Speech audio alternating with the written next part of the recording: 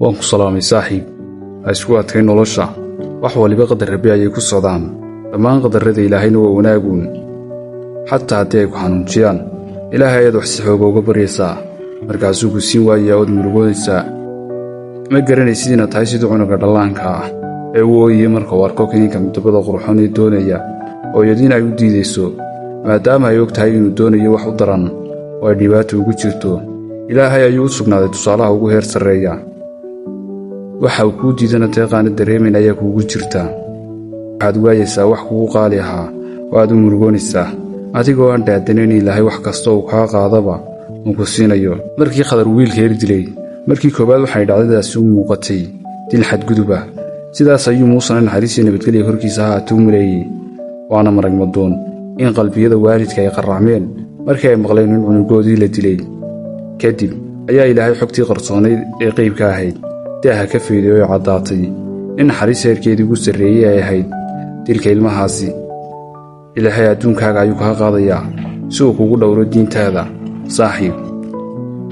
Ilaahay waxau wax ku dabaraa murti iyo naxariis aan innaga maankeenna kooban ku soo dhacayn. maadaama aynu aragti gaaban nahay, ha fikirkeennuna oo xadidan yahay, dhacdadan aynu ka aragno dhinacyadoo koobanuun. Ilaahayse dhacdada oo dhan ayuu wada koobay oo waxna ma seegana. haddii aad ka mid ahaan lahayd masaakiintii laashkooda uu Khadar dalooliyey, laga yaabaa inaad odhan lahayd, miyaanu nagu filnayn faqrigaannu la daalaadhacaynaa? maxaa haddana ishii keli ahayd ee aannu haysanin la nooga jebinaya? markaad aragto ciidanbadeedkii boqorka gaboodfalaha amba daalimka ah oo dadka doonyahooda xoog kaga urursanaya, ayaad garanaysaa naxariista Ilaahay, oo aad fahmaysaa in dalool yaroo laashkaaga lagu sameeya uu ka sahlan yahay inaad gebigiisaba weydo. xuma uu ka nasahan yahay. allah wax yar inagu imtixaamayo si uu wax weyn inoogu badbaadiyo.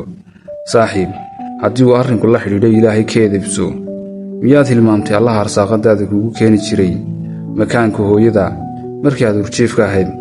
miyaad ilowday allaha qalbiga hooyadaa kuu dabciyey markii aad naasnuugga ahayd ee habeen kasta kuu kacaysay iyadoo aan ku dhibsanaynin, sidii inay tahay adeegto boqorkeedii u shaqaynaysaa? miyaad ilowday aabbaha sidii uu quudkaaga kaaga soo farmaroojinayay nolosha si aad u weynaato, u kobacdo, una awoodaysato? miyaad isweydiisay yaa kaa dhigay qayb ka mida qalbigiisa ee kuugu beeray dareenka inuu diyaar u ahaado inuu xataa hilibka jidhkiisa qayb kuu soo jaro si uu kuugu quudiyo oo aanu boggaagu baahi u dareemin? waa Ilaahay, waa allah adiga kaa deeqtoon si aan faraha kaa qaadina koryo kolba kula socda. waa allaha awoodda leh aan waxba kaaga baahnayn, haddana kuu baaqaya ee aan ku daynayn. miyaad ilowday waxaasoo dhan oo marka qadarkiisii ay kaa soo gaadhaan waxaadan jeclaysanay ayaad cagaha dhulka ku garaacaysaa oo aad dhibsi iyo karaahsi bilaabaysaa? sug meertada maalmaha waxay kuu daahfaydayaan xukun qanayd oo kaa didnayde.